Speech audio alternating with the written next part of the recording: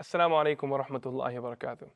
Today's Hajj pro tip relates to performing the Saee between Safa and Marwa. Saee means to walk, to run between the two mountains, Safa and Marwa. Now the reason why this is a significant part of the Umrah and also a part of the Hajj is to remind us of the story of Ismail alayhi salam and his mother Hajar. Ismail alayhi salam is a baby. He's in the middle of Makkah Mukarramah. There's no one there, no mountain. Surrounded by mountains, but no water there, no food there, no animals there. And the child is so desperately thirsty, and the mother fears death for her child. And she climbs these mountains and starts running from one part to the other. And this state of desperation she has, where she has no other means, no one else to help her. And you think about it, she already climbed each mountain once, yet she still ran back to that mountain again. It's kind of like a person who already knows there's nothing there, but I'm just going to go check again. She climbs each mountain searching for water, then miraculously Allah subhanahu wa ta'ala gives the water at the kick of Ismail alayhi salam on the ground. So when you're performing your Saee, it's very important you try to recreate that state of desperation, where we remind Allah, Ya Allah, we went to the east, we went to the west, we climbed the mountains and we checked for help, but there was no one else to help us.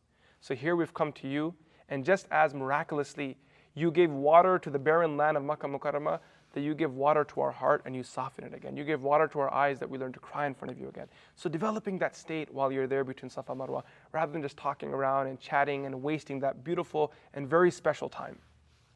Now the second thing that's very important to know is technically the area of Safa and Marwa is actually located outside the masjid. It's not a part of the haram. Even though it's tiled off and it seems like it's a part of the masjid, we've spoken to many scholars in this regard, and they've explained that technically it's outside the masjid because historically scholars always considered it to be outside the masjid.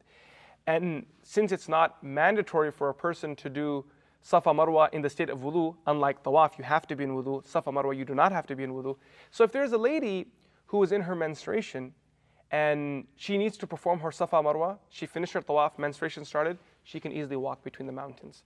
The second thing is that if there is a lady in menstruation, rather than sitting in the hotel and grieving over not being able to participate in ibadah and being with the community, being a part of the congregation outside, first of all, you can come outside and enjoy the congregation just by sitting in the outside area of the haram. They have this nice big sahan outside, courtyard. You can come and sit there and join people. But if you want to be inside the structure, as long as you walk around the masjid and climb to the Safa Marwa area, there are escalators that take you there, you can sit there, be inside the masjid, but it's not inside the masjid. So you're inside the structure, but you're not inside the masjid, so you can sit there and make your dua while you're in Makkah Mukarramah, keeping yourself busy as well.